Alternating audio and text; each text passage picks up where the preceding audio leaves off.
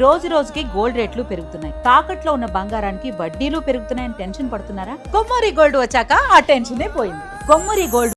నమస్తే.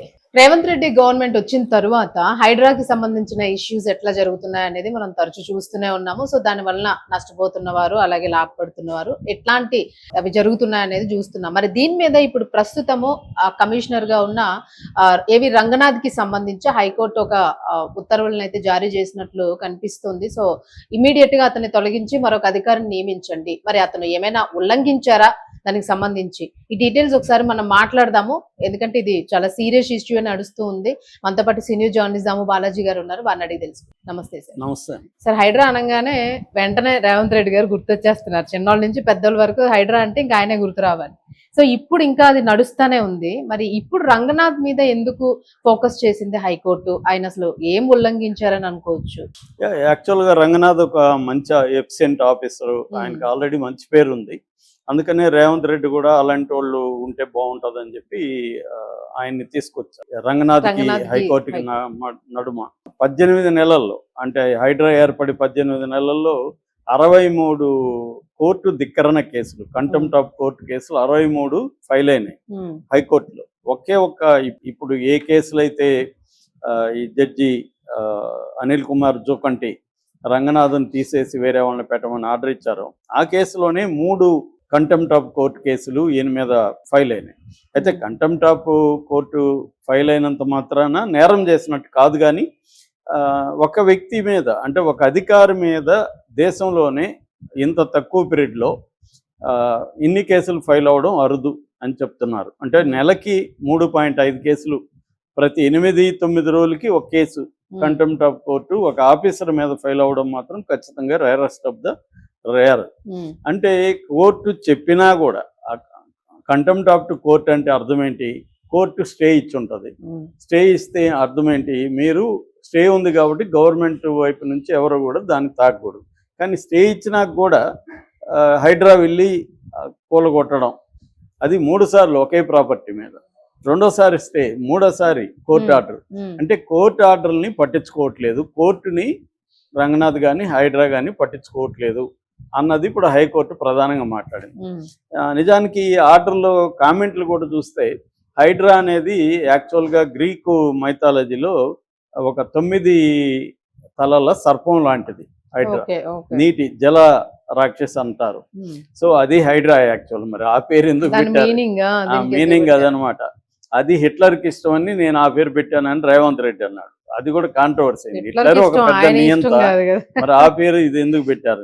మామూలుగా హైడ్రా అంటే మనకి Hyderabad disaster response and asset management agency. కానీ ముందుగా హైడ్రా అనుకొని దానికి తగినట్టు ఇది పెట్టుకున్నారు ఈ పేరు. సో హైడ్రా మాత్రం అక్కడి నుంచి వచ్చిందనమాట. ఈ జలరాక్షసిని హెరిక్లస్ అనే ఒక వీరుడు, ఆయన 9 సాహసాలు చేస్తాడు. అందులో ఇదొకటి అనమాట. ఈ జలరాక్షసిని చంపి అక్కడున్న ఒలంపస్ పర్వతాన్ని సేవ్ చేస్తాడు. అది పురాణ గాథ. సో దాన్ని బేస్ చేసుకొని హైడ్రా పెట్టారు. హైడ్రా పెట్టిన ఉద్దేశం ఏంటంటే హైదరాబాద్లో చెరువులు, కుంటలు, నాలాలు మొత్తం ఆక్యుపై చేసేసుకున్నారు కాబట్టి దాన్ని అంతా క్లీన్ చేస్తే హైదరాబాద్ నగరం బాగుంటుంది అనే మంచి ఉద్దేశంతోనే పెట్టారు. కానీ ఇది ఆచరణలోకి ఏమైపోయిందంటే ఇది సెలెక్టివ్ విండిక్టివ్ అంటారు. అంటే కొంతమంది మీద పగ తీర్చుకోవడానికి, నెంబర్ 1 పొలిటికల్ వెండట్ట తీర్చుకోవడానికి, 2 పెద్ద పెద్ద వాళ్ళని బెదిరించి ఫండ్ వసూలు చేయడం. అంటే నీది వాళ్ళ దగ్గరికి వెళ్ళడం, వాళ్ళది ఏదో టెంపరీ పగలు కొట్టడం, నువ్వు వచ్చి మమ్మల్ని గమనించుకుంటే నీకు జరగదని చెప్పడం, ఇలాంటి విమర్శలు వస్తున్నాయి. అందుకని చాలా ఉన్నాయి. నేను ఆ మధ్య కూడా నెక్లెస్ రోడ్ దగ్గర ఒక పెద్ద కన్స్ట్రక్షన్ ఉంది, దానికి నోటీసులు ఇచ్చారు. ఎప్పుడు అంతా అయిపోయి జాయిన్ అయ్యేటప్పుడు కొనుక్కున్న వాళ్ళు జాయిన్ అయిపోతున్నారు, అప్పుడు నోటీసులు ఇచ్చి ఆపారు. దాని పక్కన చాలా బిల్డింగ్లు ఉన్నాయి, వాటికి ఇవ్వలేదు. అసలు నెక్లెస్ రోడ్డే చెరువులో ఉంది. అది అలాగా చాలా ఓవైసీవి. తర్వాత రేవంత్ రెడ్డి బ్రదర్ తిరుపతి రెడ్డిది కూడా దుర్గం చెరువు పక్కన ఉన్నాయని విమర్శలు వచ్చాయి. అంటే చాలా మంది జోలికి వెళ్ళట్లేదు, చాలా మంది జోలికి వెళ్తున్నారు. సో దీనికి క్రైటీరియా ఏంటి? ఇంతకుముందు కూడా నేను ఒకసారి చెప్పాను. ఒక క్రైటీరియా ఉండాలి కదా, అవును. ఎవరి జోలికి వెళ్ళాలి, దేని జోలికి వెళ్ళాలి, ఒక ఆర్గనైజర్కి వెళ్తున్నారా, లేకపోతే ఆల్ఫాబెటికల్ వెళ్తున్నారా, లేకపోతే ఏరియాల వైజ్ వెళ్తున్నారా, క్రైటీరియా ఏంటనేది ఇప్పటి వరకు ఎవరికి తెలియదు. సో కొన్నేమో మంచి పనులు జరుగుతున్నాయి హైడ్రా వల్ల. ఆ రంగనాథే ప్రకటన ఇచ్చాడు, అందులో ఏంటంటే 1,50,000 కోట్ల విలువైన ప్రాపర్టీలు మేము ముక్తి చేసాము. అది వాస్తవమే కావచ్చు. అందులో ఎన్ని పేదలకి, మిడిల్ క్లాస్ వాళ్ళకి ఇబ్బంది, ఎన్ని కోర్టుల లీగాలిటీని అతిక్రమించి మీరు చేశారు అంటే, ఇప్పుడు గవర్నమెంట్ విభాగాలేమో పర్మిషన్లు ఇచ్చి ఉంటాయి, వీళ్ళు కట్టుకొని ఉంటారు. ఇప్పుడు వీళ్ళని కూలగొడితే తప్పు వీళ్ళదేనా, గవర్నమెంట్ విభాగాలు తప్పు లేదా? మరి వాళ్ళంతా ఈగిపోతే పర్మిషన్లు ఈ బిల్డింగ్లు ఎలా లేచాయి, వాటర్ ఎలా వచ్చింది, వాళ్ళకి పవర్ ఎలా వచ్చింది, ఆ డిపార్ట్మెంట్లు అంతా పర్మిషన్లు ఇస్తేనే కదా వచ్చాయి. మరి నువ్వు హైడ్రా పేరుతో ఇప్పుడు ఏర్పడి ఎలా కొడతావు? That is number 1. నెంబర్ 2 ఏంటంటే, ఆల్రెడీ ఉన్న జిహెచ్ఎంసి, ఇరిగేషను, తర్వాత ఇలాంటివన్నీ, రెవెన్యూ డిపార్ట్మెంటు, వీటన్నీ పక్కన పెట్టి ఇప్పుడు హైడ్రా వచ్చేసింది. ఓవర్లాప్ అంటాం. అంటే వాటికి పవర్స్ లేదు, వాళ్ళకి ఏమన్నా చేయాలంటే హైడ్రానే సంప్రదించాలి. సడన్ గా హైడ్రా వీటన్నిటిని పక్కన పెట్టి, అంటే ఇంతకుముందు దేనికి ఒక డిపార్ట్మెంట్లు ఉండే, అవన్నీ వదిలేసి ఇప్పుడు హైడ్రా అనే ఇంపార్టెంటే కూర్చుంది. మరి వాటి కోరలు బీకేశారని హైకోర్టే అనేక సార్లు కామెంట్ చేసింది. సో ఈ నేపథ్యం మనకు అర్థమైతే ఇప్పుడు ఎందుకు జడ్జి ఇలా ఇచ్చాడని అర్థమవుతుంది. చాలా మంది ఏమంటున్నారంటే హైకోర్టు జడ్జి ఈగోకి వెళ్ళాడు అని అంటున్నారు. ఒక జడ్జి కాదు, 3 జడ్జిలు ఇప్పటి వరకు మనకి. ఫస్ట్ జేఎన్వి శ్రావణ్ కుమార్, తర్వాత విజయసేనారెడ్డి, ఇప్పుడు అనిల్ కుమార్ జూకంటి, 3 జడ్జెస్ కూడా మనకు తెలిసి రంగనాథన్ అనేక సార్లు సీరియస్ గా మందలించారు. అంటే ఒక మంచి పని చేయొచ్చు, మంచి పని చెడ్డ పని అనేది వేరే డిస్కషన్, అది లీగలా కాదనేది ఇంపార్టెంట్. ఒక అధికారి లీగల్టీకి కట్టుబడి ఉండాలి, చట్టానికి కట్టుబడి చేయాలి. కావాలనే ప్లాన్డ్ గా వీళ్ళు ఏం చేస్తున్నారంటే అర్లీ మార్నింగ్ 4 గంటలకు వెళ్ళి కూల్చడం, ఎందుకంటే కోర్టుకి వెళ్ళే లోపల కూల్చేయాలి. రెండవది శనివారం ఆదివారమే కావాలని వెళ్ళి కూల్చడం, కోర్టు ఉండదు కాబట్టి అదొక యాంగిల్. మూడో యాంగిల్ అంటే కోర్టు చెప్పినా కూడా పట్టించుకోకపోవడం, లేకపోతే 18 నెలల్లో 63 కంటెంప్ట్ ఆఫ్ కోర్టులో ఒక ఆఫీసర్ మీద ఎందుకు ఉంటాయి. సో అలాగా ఇప్పుడు ఈ పర్టికులర్ కేసు ఏంటంటే మేడ్చల్ మల్కాజిగిరి జిల్లాలో మల్కాజిగిరి మండలంలో లోతుకుంట అనే దగ్గర ఒక 40 ఎకరాలు ల్యాండ్ ఉంది.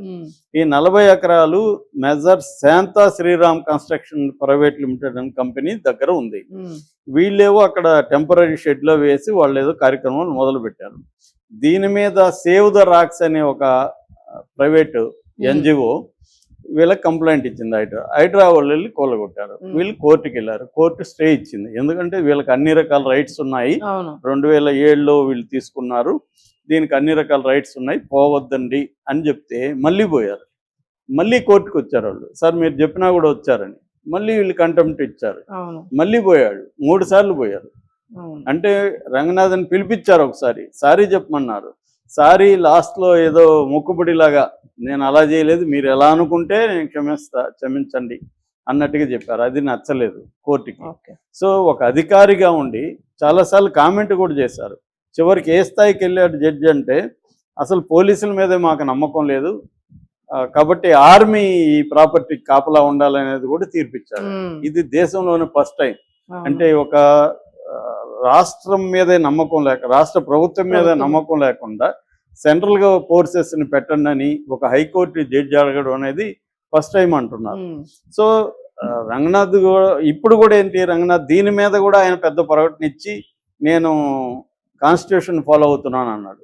అంటే మరి నువ్వు కాన్స్టిట్యూషన్ ఫాలో అయ్యి కోర్టు కాన్స్టిట్యూషన్ ఫాలో అయ్యి ఎవరిది తప్పు అంటే, ఆయన ఇండైరెక్ట్ గా కోర్టు తప్పు అన్నట్టుగా ప్రకటించాడు. అంటే క్లియర్ గా రంగనాథ్ కావచ్చు, లేకపోతే స్టేట్ గవర్నమెంట్ కావచ్చు, కోర్టుని ధిక్కరిస్తున్నారు అనేది అర్థమవుతుంది. కోర్టుని పట్టించుకోవట్లే.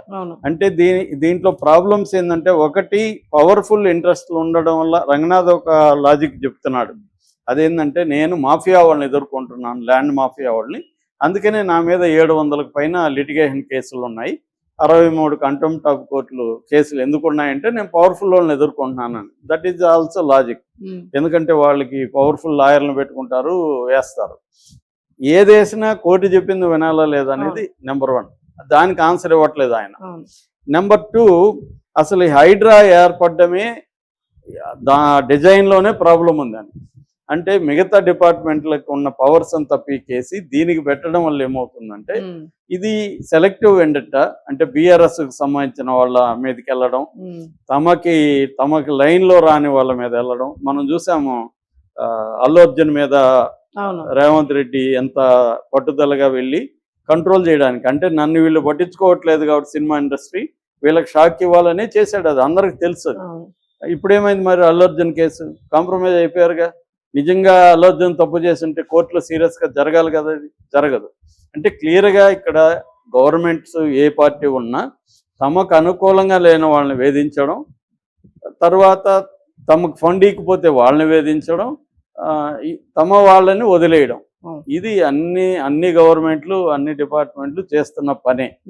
రెండోది ఈయన ఏవి రంగనాథ్ ఆయన సొంతంగా ఇవన్నీ చేస్తున్నాడని కూడా నేను అనుకోవట్లేదు. ఫైనల్గా ఎటువంటి సోకాల్డ్ పవర్ఫుల్ అధికారులైనా రాజకీయ నాయకులు చెప్పినట్టు వినాల్సిందే. రేవంత్ రెడ్డి చెప్పినట్టు రంగనాథ్ వినాలి తప్ప, రంగనాథ్ ఇష్టం వచ్చినట్టు చేస్తే రేవంత్ రెడ్డి 2 రోజే ట్రాన్స్ఫర్ చేసేస్తాడు. ఆయన తీసుకెళ్లేదో పనికిమాల డిపార్ట్మెంట్కి పడేస్తారు, అది వాళ్ళకి తెలుసు. సో వీళ్ళు ఎంత ఎగిరినా వెనకాల బాసు ఫ్రీడమ్ ఇచ్చాడని అర్థం. ఆయన ఫ్రీడమ్ ఇకపోతే ఎవరు ఎగరలేరు. కాబట్టి ఇక్కడ ఏమన్నా రంగనాథ్కి అటువంటి గైడెన్స్ వెళ్ళిందా అంటే యాక్ట్ ఫాస్ట్, లిటిగేషన్ లేటర్, ముందు చేసేయి, తర్వాత చూసుకుందాం, కోర్టు ఏమంటుందో అప్పుడు చూసుకుందాం. ఏముంది ఈ కోర్టు చెప్తే సుప్రీంకోర్టుకి వెళ్దాం. ఆల్రెడీ ఒకసారి రంగనాథ్ సుప్రీంకోర్టుకి వెళ్ళాడు. వెళ్ళినప్పుడు అది సస్పెండ్ చేశారు ఆ తీర్పుని, సుప్రీంకోర్టు హైకోర్టు తీర్పుని. మళ్ళీ హైకోర్టులను తేల్చుకోమని కూడా చెప్పారు. ఇప్పుడు కూడా వీళ్ళు సుప్రీంకోర్టుకి వెళ్తున్నారు దీని మీద. అంటే ఇలాంటి తీర్పు అరుదైంది అనమాట. అంటే రంగనాథ్ లాంటి ఒక అధికారిని, ఐజీ స్థాయి అధికారిని ట్రాన్స్ఫర్ ఆయన్ని తీసేసి వేరే ఐజీ స్థాయి అధికారిని పెట్టండి సిఎస్ని ఒక హైకోర్టు ఆదేశించడం రేర్. సో ఇది ప్రజల డిస్కషన్ వేరు, లీగల్గా ఏమవుతుంది అనేది మనం సుప్రీంకోర్టులో మనకి ఫైనల్గా తెలుస్తుంది. సుప్రీంకోర్టు ఏముంటుంది అనేది తెలిస్తే గానీ మనకి ఇది. కానీ ఇక్కడ చూస్తే మాత్రం చాలా స్ట్రాంగ్ గా జడ్జి వైపు నుంచి ఇది ఒక్క రోజులో ఆయన జడ్జి గారు తీసుకున్న నిర్ణయం కాదు, స్టెప్ బై స్టెప్ అనేక సార్లు నువ్వు హ్యాబిచువల్ వైలేటర్ అని కూడా అన్నాడు. అంటే చాలా సార్లు రిపీట్ అయింది. ఇది ఒక జడ్జితో కాదు, ఇంతకుముందు చెప్పినట్టుగా నాకు తెలిసి 3 జడ్జిలు రంగనాథ్ని ఇలాగే ఇచ్చేశారు. రంగనాథ్ ఆర్గ్యుమెంట్ ఏమో నేను పవర్ఫుల్ లాబీతో పెట్టుకున్నా కాబట్టి వాళ్ళు లీగల్ ని ఇచ్చేస్తున్నారని. అంటే కోర్టునే ఆయన తప్పు పట్టిన ఫేస్ చేయడం వేరు.